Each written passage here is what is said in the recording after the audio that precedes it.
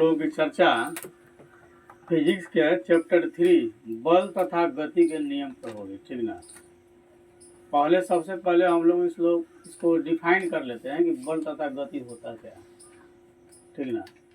तो हम अपनी भाषा में अगर इसको डिफाइन करते हैं बल तथा गति को, यहाँ पर दो चीज़ें हैं, एक बल है और दूसरा गति है। ठीक ना। बल का मतलब होता है ताकत। हम अपनी भाषा में अगर डिफाइन करते हैं इसका मतलब होता है ताकत। ठीक है। हम किसी वस्तु पर जितनी ताकत लगाते हैं ना, जितना जोर लगाते हैं, नहीं कहते हो जोर लगाकर, नहीं, जैसे बोलबम में ना होता है जोर से बोलिए, तो बोलबम को जोर से बोला जाता है, यानी कि जितना ताकत लगा सकते हैं ना वही बल होता है। ठीक है। और जब हम किसी वस्तु पर बल लगाएंगे तो स्वाभाविक है कि वह गतिमान होगा, बशर्ते जो बल लगाने वाला है वस्तु को अपेक्षा अधिक बलवान हो, अधिक स्ट्रांग हो। ठीक है। अधिक भार वाला होना चाहिए। ठीक ना। ऐसा नहीं है कि 1 किलो के बटखारा 5 किलो पर मारेगा तो 5 किलो दौड़ने लगेगा। विपरीत दिशा में इसी का गति जो है हो जाएगा, उसका नहीं होगा। ठीक ना। तो बल लगाने वाला खुद बलवान होना चाहिए, बल लगाने वाला खुद बलवान होना चाहिए, तब ना दूसरे को गतिशील कर सकता है। अब जिसको आप ताकत लगाने जा रहे हैं, आपसे वो ज्यादा ताकतवर है, ठीक है, तो गतिमान वो थोड़ी होगा, आप ही को गतिमान करके भेज देगा। नहीं, जैसे हिंदी में बताया गया कि क्षमा सोचती उस भुजंग को जिसके पास गरल हो, उसको क्या जो दंत रहित विषहीन सरल हो। ठीक ना। वो हिंदी में बताया गया कि क्षमा ताकतवर आदमी को ना सोचता है, और उस सर्प से कौन डराएगा जिसके पास ना दांत है या ना उसके पास मतलब जहर का दांते नहीं है, तो उस सर्प से कौन डराएगा। आपको मालूम हो जाएगा इस सांप के पास दांत नहीं है, जहर का दांत इसका टूट गया। सर्प के 2 जहर का दांत होता है। ठीक ना। तो जब जिस सांप का जहर का दांत तोड़ दिया जाए उससे कोई डराएगा, डरावे नहीं करेगा। सोई है यहाँ पर बल और गति में। जब कोई वस्तु जो है ना किसी वस्तु पर बल लगाता है, ठीक है, जितनी जोर से बल लगाता है उसी की अपेक्षा जो है कि वह गतिमान होता है। ठीक ना। जैसे खूब स्पीड में बॉल आ रहा है, क्रिकेट खेलते हैं आप, ठीक है ना, क्रिकेट में देखिएगा कि जो है उधर से गेंदबाज जो है जितना स्पीड में बॉलिंग कराता है, ठीक उसके विपरीत इधर से बैट्समैन जो है देता है, नहीं, इधर से विपरीत क्या करता है, गेंद को मोड़ता है। तो जितना जोर से यह मोड़ता है ना उतना ही तेजी में बल्ला जो है क्या जाएगा, चौका छक्का इत्यादि दूरी तय करेगा यह। तो अगर ये बॉल नहीं लगाएगा, सीधे इसे बल्ला पकड़े रहेगा, तो जितना स्पीड में आती है आएगा ना उधर से बॉल जो है ठीक उसकी आधी जो है गति होकर के रिटर्न हो जाएगा। ठीक है। तो एक जितना उधर से बॉल लगा रहा है, ठीक है ना, इधर से भी कुछ बॉल लगा दिया तो आधा तो उधर से आ रहा था वो हो गया, इधर से जो लगाया तो उसके सापेक्ष अगर लगा दिया तो उसके डेरा में बोलेगा ये सीमा रेखा से बाहर छक्का। नहीं, तो बल तथा गति, तो जब किसी वस्तु पर हम बल लगाएंगे, ठीक ना, तो वस्तु के सापेक्ष अगर बल लगाने वाली वस्तु जो है अगर ज्यादा मजबूत है तो वस्तु गतिमान हो जाएगा। और स्वाभाविक है कि जब हम बल लगाएंगे तो वस्तु गतिमान होगा। जैसे हम साइकिल पर चढ़ते हैं तो साइकिल का पैडल चलाते हैं, क्या लगाते हैं हम, पैर से उस पर बल लगाते हैं। जितना अधिक बल लगाते हैं उतना तेज साइकिल जो है दूरी तय करता है, यानी गति करता है, चलता है। गति मतलब आप अपनी भाषा में समझ लीजिए चलना। नहीं, मोटरसाइकिल पे बैठते हैं, जितना उसका जो है एक्सीलेटर देंगे उतना स्पीड गाड़ी भगेगा। नहीं, उसमें एक दूसरा बल देख लीजिए, खूब स्पीड में गाड़ी चल रहा है, हम उसका ब्रेक लिए तो ब्रेक क्या किया, चक्का को जाके जाम किया, तो बॉल लगाया तो गाड़ी स्लो हो गया। नहीं, एक बॉल लगाया तो स्पीड हो गया और दूसरा बॉल लगाया तो स्लो हो गया।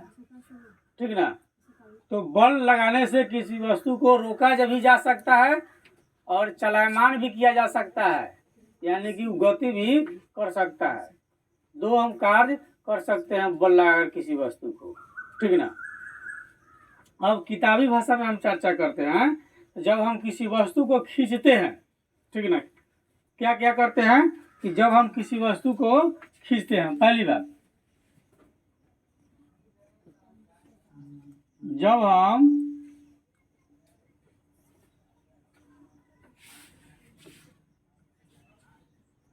किसी वस्तु को खींचते हैं,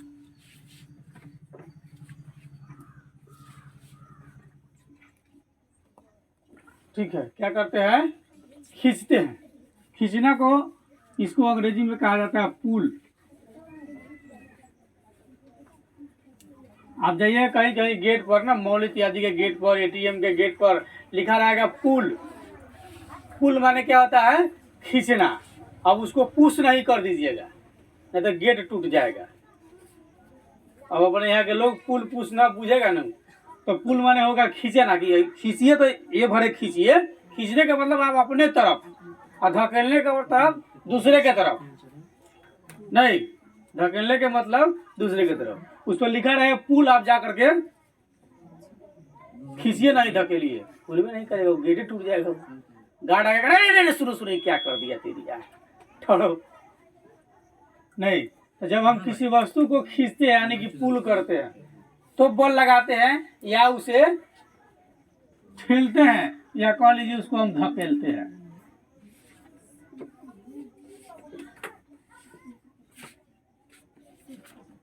या ठेलते हैं, इसको कहा जाता है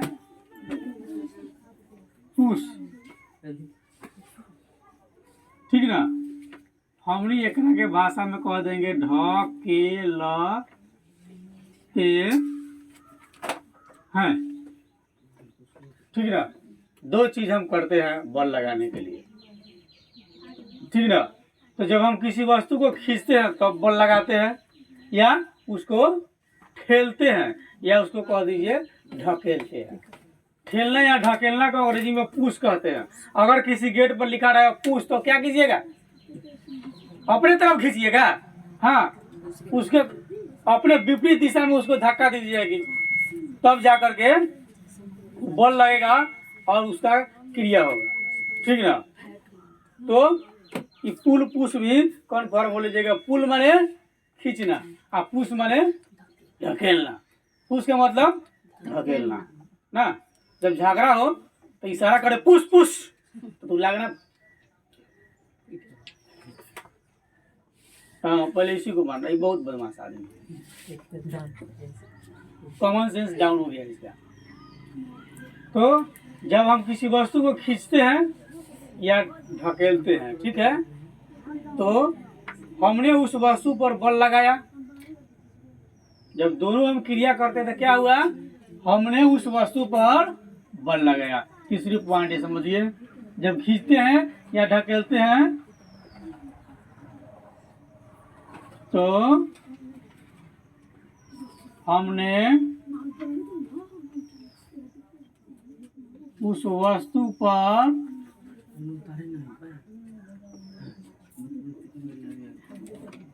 बल यानी कि फोर्स, ठीक है,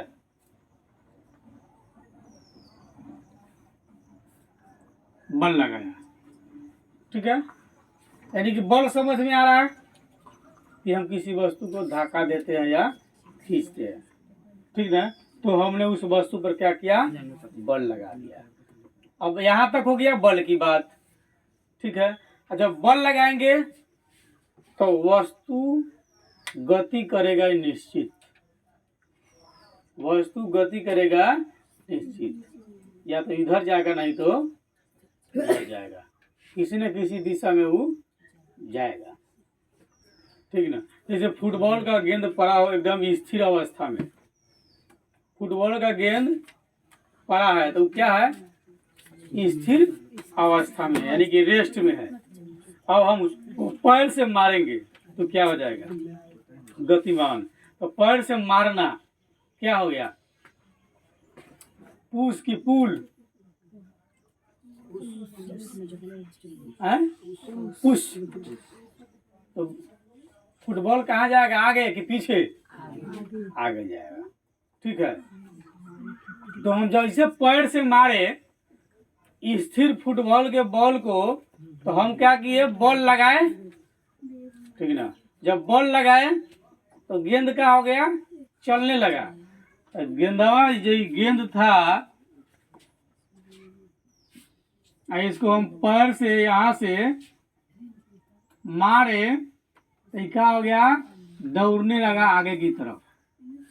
तो जब दौड़ने लगा, यही क्रिया कहलाता है गति, ठीक ना। हमनी एकरा अपना भाषा में कह सकले चलना ना, एकरा अपना भाषा में कह सकले दौड़ना। तो बल लगा करके किसी वस्तु को गतिमान किया जा सकता है, उसके स्थान को परिवर्तन किया जा सकता है ना, आयतन को घटाया बढ़ाया जा सकता है। बढ़ेगा कि नहीं बढ़ेगा, आयतन भी घटाया बढ़ाया जा सकता है। विदाउट बल के गति नहीं होगा। चाहे गुरुत्वाकर्षण बल हो, कोई भी बल हो, जब तक बल किसी वस्तु पर नहीं लगेगा तब तक वस्तु गतिमान नहीं होगा। नहीं, जैसे चंद्रयान 3 को नीचे से ऊपर भेजा गया, तो रॉकेट से भेजा गया, रॉकेट नीचे की तरफ बहुत प्रेशर में जो है वह क्या करता है, गैस छोड़ता है। तो नीचे जितने प्रेशर में छोड़ता है उतने ही स्पीड में ऊपर की तरफ वो जाता है। जैसे रूरल क्षेत्र में दिवाली और छठ पूजा में लोग फटाके छोड़ता है, नहीं तो नीचे से आग लगा दिया और रॉकेट किधर जाता है, ऊपर की तरफ, नीचे गैस छोड़ते हुए ऊपर वो जाता है। नहीं, जैसे 1 लीटर पानी में 1 चम्मच अगर हम तेल डालेंगे तो तेल किधर जाएगा, ऊपर आ जाएगा। क्यों,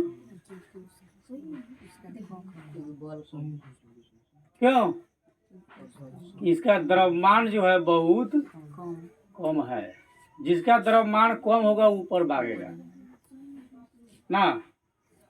आदमी जब पानी में डूबता है तो जब तक जिंदा रहेगा तब तक नीचे रहेगा, और मरने के बाद ऊपर आ जाएगा। नहीं, शरीर का आयतन तो वही होता है, लेकिन द्रव्यमान जब खत्म हो जाता है, शून्य हो जाता है, आदमी शून्य हो गया, खत्म। इसलिए ऊपर भागता है ज्यादा तेजी से। ठीक है, तो हम लोग बल तथा गति पर देख रहे थे। तो बल लगाकर किसी वस्तु को गतिमान किया जा सकता है। जब तक बल नहीं लगाएंगे तब तक वस्तु गतिमान नहीं होगा। तो हम यहाँ देखें कि बल लगाकर गेंद की दिशा को बदल दिए ना। बल क्या था, गेंद क्या था, स्थिर अवस्था में था। ज्यों ही हम उस पर बल लगाए, पैर से धक्का मारे, बॉल क्या हो गया, गतिमान हो गया। यानी कि वह अपनी दिशा बदल लिया, दिशा परिवर्तन हो गया। तो दिशा का परिवर्तन हमारे पैर द्वारा लगाए बॉल से हो गया। फिर रोकना होगा तो फिर बॉल लगाना होगा। क्रिकेट का बॉल आ रहा है, नहीं, बॉलर बड़ी झोंक से लगाया, बैट्समैन भी इधर बड़ी झोंक से मारा, ये सीमा रेखा से बाहर, उधर फील्डर एकदम फील्ड में डटा हुआ है ना। फील्डर से 2 फीट ऊंचाई पर बॉल गिरने वाला है, छलांग लगाकर मारेगा। देखिएगा कैच जो करता है वो ऐसे नहीं करेगा, बॉल पकड़ने के बाद में ऐसे करेगा, यानी बॉल के गति के दिशा के जिस दिशा में रहेगा दिशा के अनुरूप ही वह बॉल को पकड़ेगा।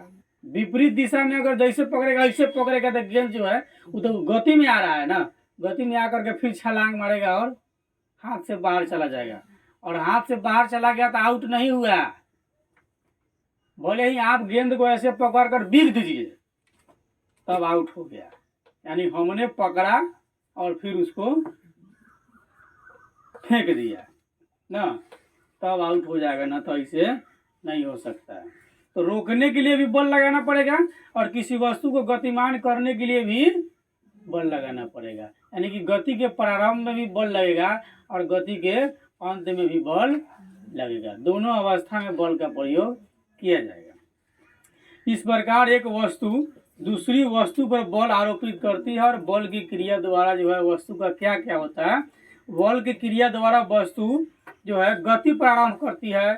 गति के विराम अवस्था यानी कि उल्टी अवस्था में आती है, यह अपनी गति की दिशा बदलती है। बल लगाने पर क्या क्या होती है, वस्तु चलना शुरू करता है, वस्तु रुक जाता है, वस्तु अपनी दिशा बदलता है। ठीक है, बल लगाने पर वस्तु में कौन कौन सी क्रिया होती है, ये देख लीजिए आप।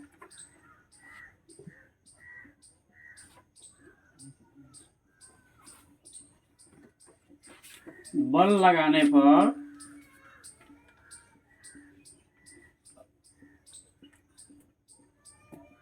वस्तु में कौन कौन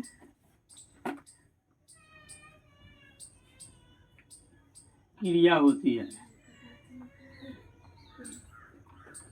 ठीक ना। कौन कौन क्रिया होती है? नंबर 1,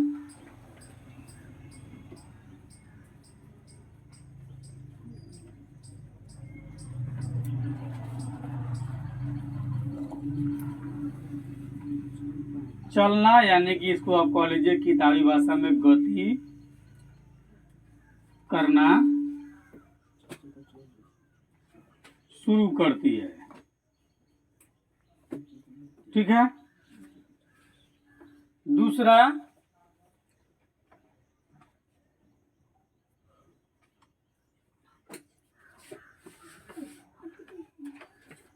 वस्तु गति के विराम अवस्था,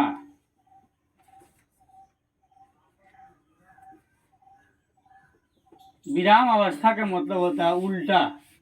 अगर इधर से जा रहा है, उधर से उल्टी फिर रिटर्न मार दिए, यानी कि उसको हम विराम अवस्था कहते हैं।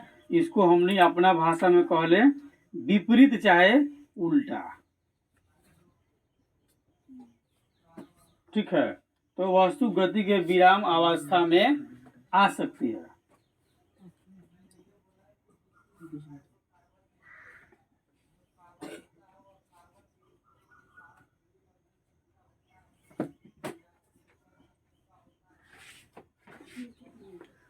ठीक है। तीसरी है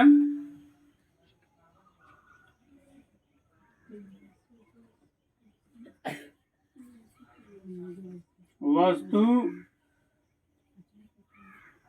अपनी गति की दिशा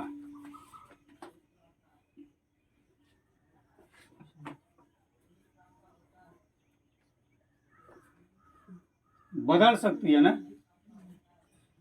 क्या?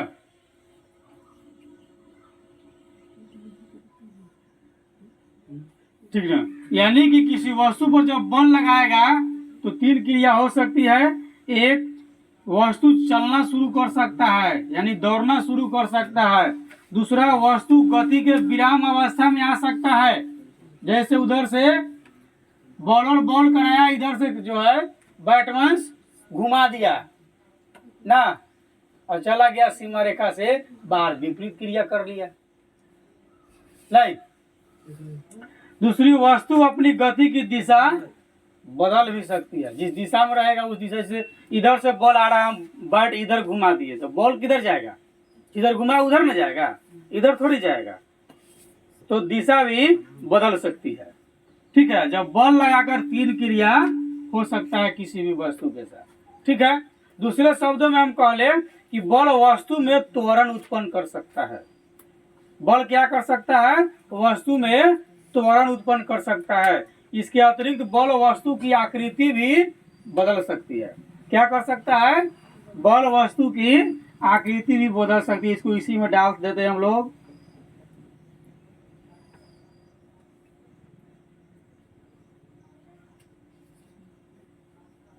बल वस्तु में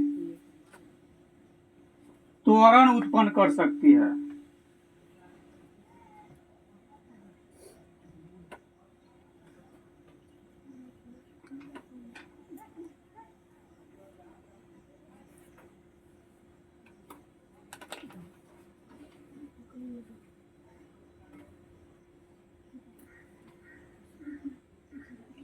ठीक है। और क्या कर सकता है?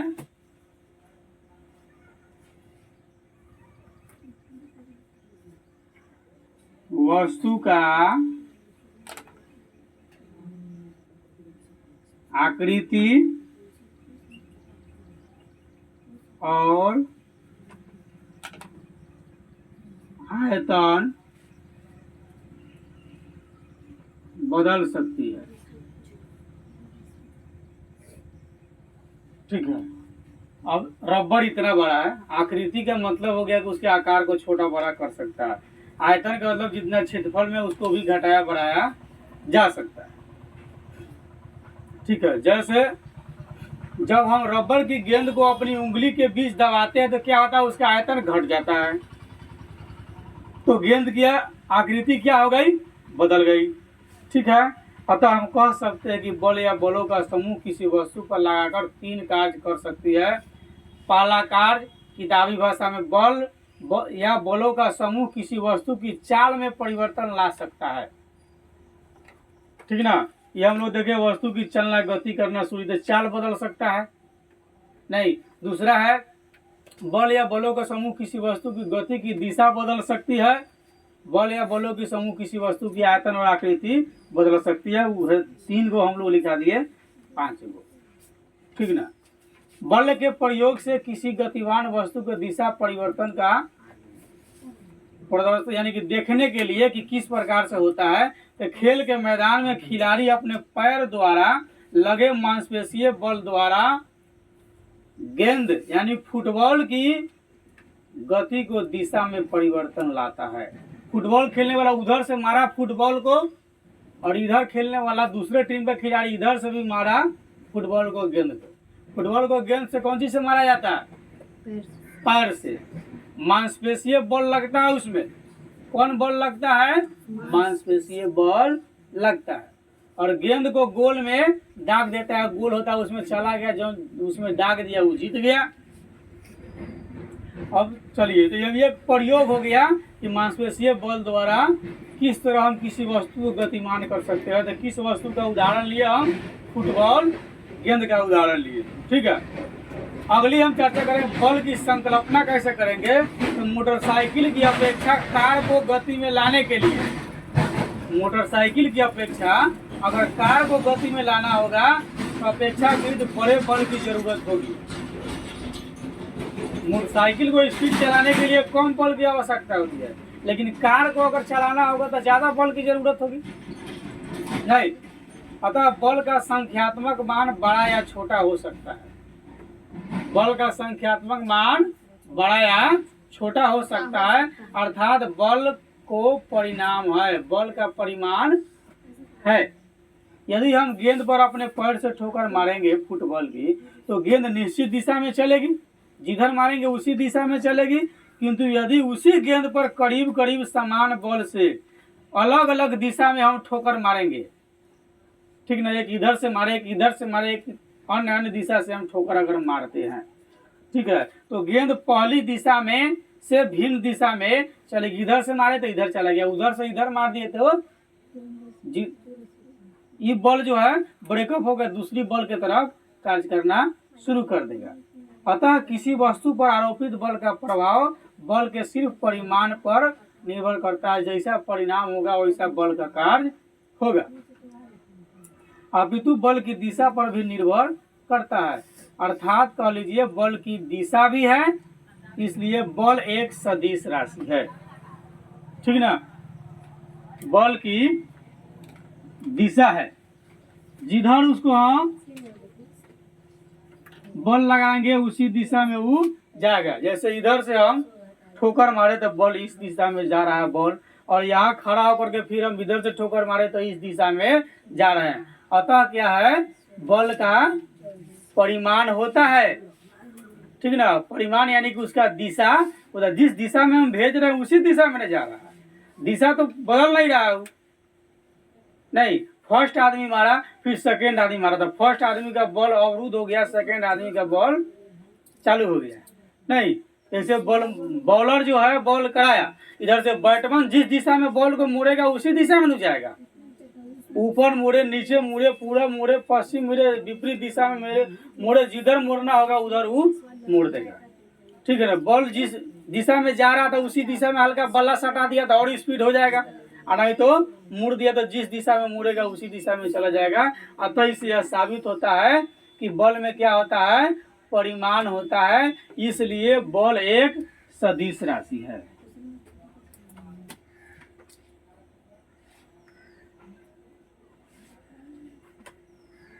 इसलिए बल एक सदिश राशि है।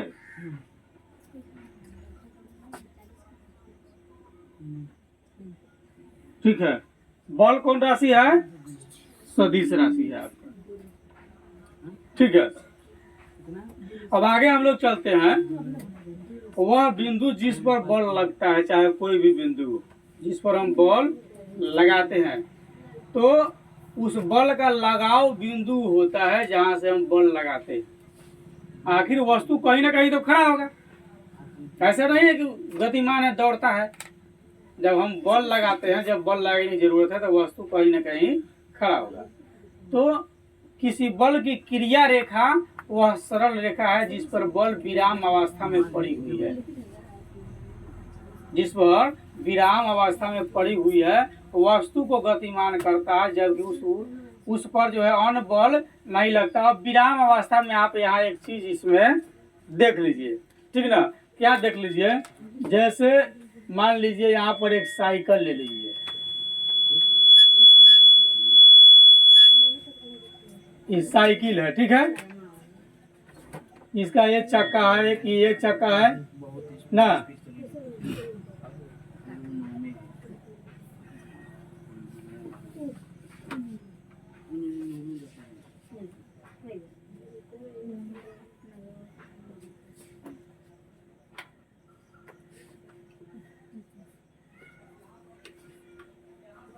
ऐसा साइकिल होता है जी।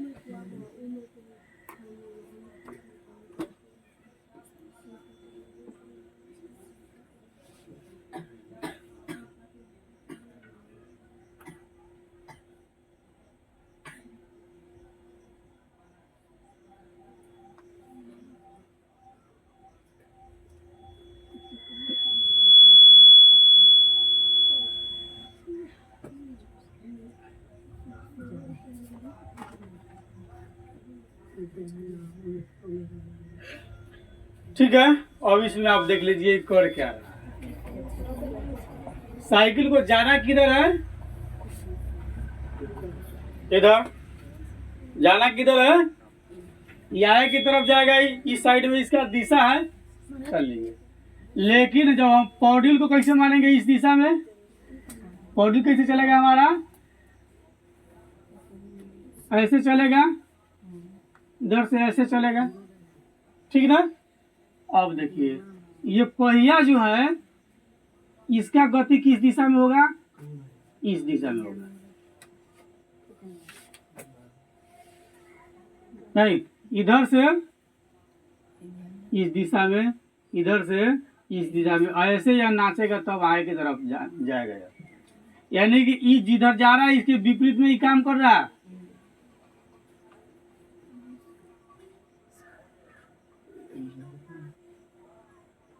इसके विपरीत में ही कार्य कर रहा है, तब आगे की तरफ बढ़ रहा है। जैसे हम अगर आगे बढ़ते हैं, पैदल अगर पैर से चलते हैं, तो हम आगे चलने के क्रम में क्या करते हैं? अपने पैर से पीछे की तरफ जमीन को धकेलते हैं, तब हम आगे बढ़ पाते हैं। अब इसकी कल्पना करने के लिए हम क्या कर लेते हैं? अगर जैसे मान लीजिए बारिश हुई हो, इसका था तब लगेगा जब बारिश हुई हो और आपको चलना हो एकदम से समतल भूमि में, जहाँ पक्का उक्का न पीटा हो, केवल मिट्टी हो ना, और उस पर आपको चलना हो। तो जब हम चलेंगे तो क्या करेंगे? जैसे हम बल पीछे की तरफ लगाएंगे तो जमीन अगर भीगी हो तो पैर फिसलेगा। पैर फिसलेगा ना। पैर किस दिशा में फिसलेगा? आगे की तरफ कि पीछे की तरफ? पीछे की तरफ, ठीक ना? तो फिसला तो हम क्या हुए? गिर गए। और जैसे गिरे तो हड्डी टूट गई ना। जैसे गिरेंगे तो टूटेगा कि नहीं टूटेगा? चाय पी के तो ये कैल्शियम घटा लिए हम लोग। चाय पी करके कैल्शियम तो घटाइए लिए, तो हड्डी तो टूटबे करेगा, नहीं टूटने की बातें नहीं। क्योंकि चाय से कई गुना अच्छा जो है आपको गुड़ होता है, मीठा खाइए, ज्यादा लाभदायक होता है। तो हम लोग जो चर्चा कर रहे थे क्या कि क्या है? ये क्रिया रेखा पर सरल रेखा है। ये क्या है? इस साइकिल को जाना है किधर? सरल रेखा पर। सरल का मतलब सीधी दिशा में जाता है, ओकरा के सरल रेखा कहा जाता है। टेढ़ी मेढ़ी जाएगा ओकरा के वक्र रेखा कहा जाता है। तो जाएगा किधर? सरल रेखा में जाएगा। ठीक है, तो किसी वस्तु का किसी बल की क्रिया पर सरल रेखा है जिस पर बल विराम अवस्था में पड़ी हुई है, वस्तु को यह गतिमान करता है जबकि उस वस्तु पर अन्य बल नहीं लग रहा है। ठीक ना। तो किसी बल के विषय में जानकारी के लिए हम उसके संबंध में कई सारी बात को अवलोकन करेंगे। नंबर 1 बात कि वह बल किस वस्तु पर लग रहा है। ठीक ना। जैसे हम बॉल लगाए किस पर? पौड़ी पर। पौड़ी बॉल लगाया किस पर? चक्का पर। चक्का किस पर बॉल लगाया? जमीन पर। तब चल कौन रहा है? हम। दिशा हमारी भी तो बदलेगी, नहीं बदलेगी। जैसे देखा आम, तोड़ा हाथ, खाया मुंह, पिटाया दे, फिर रोया आंख। परिणाम तो उसी को मिलेगा जो प्रारंभ किया है, दूसरा को तो मिलेगा नहीं। तो पहली बात है कि क्या क्या कर सकते हैं। तो कहा कि वह बल किसी वस्तु पर लग रहा है, उसे कौन लगा रहा है, उसका लगाव बिंदु क्या है, उसकी क्रिया रेखा तथा दिशा क्या है, और उसका परिणाम क्या है, और उस बल की प्रकृति तथा वो किसी मतलब किस प्रकार से वह बल लग रहा है। तो हम जो देखें उसका परिणाम क्या हो सकता है। हम ऊपर की तरफ किसी वस्तु को अगर भेजेंगे तो ज़्यादा बल लगाना होगा, और उसी चीज़ को ऊपर से नीचे आना होगा तो विदाउट बल के नीचे चला जाएगा, क्योंकि पृथ्वी गुरुत्वाकर्षण बल से सबको अपने तरफ खींचती रहती है। जहाँ तक पृथ्वी का गुरुत्वाकर्षण बल काम करता है वहाँ तक कोई भी वस्तु रहेगा तो पृथ्वी अपने तरफ आसानी से खींच लेगा। लेकिन उसी के विपरीत दिशा में अगर किसी को जाना है तो फिर बल लगाना होगा। नहीं, जैसे नदी की धारा जिस दिशा में बह रही है उस दिशा में नाव लेके जाने में आपको कोई परेशानी नहीं है, चुपचाप नाव पर बैठे रहिए, दूरी तय हो जाएगा। लेकिन नाव जिस दिशा में बढ़ रही है उसके विपरीत दिशा में यदि आपको नाव लेकर के जाना है तो इधर से गए ना बड़ी आसानी से, उधर से लौटने में जितना बल मतलब उसका दुगुना बल लगाना होगा तब इधर आइएगा, नहीं तो नहीं आइएगा ना। जीवन में सुख है तो दुखों लागले है क्या। अब हम चर्चा करेंगे संतुलित और असंतुलित बल पर। आज की हमारी चर्चा थी इतना ही, बल और गति को अंडरस्टैंड करने के लिए। अगले दिन इससे आगे हम लोग चर्चा करेंगे। ठीक है।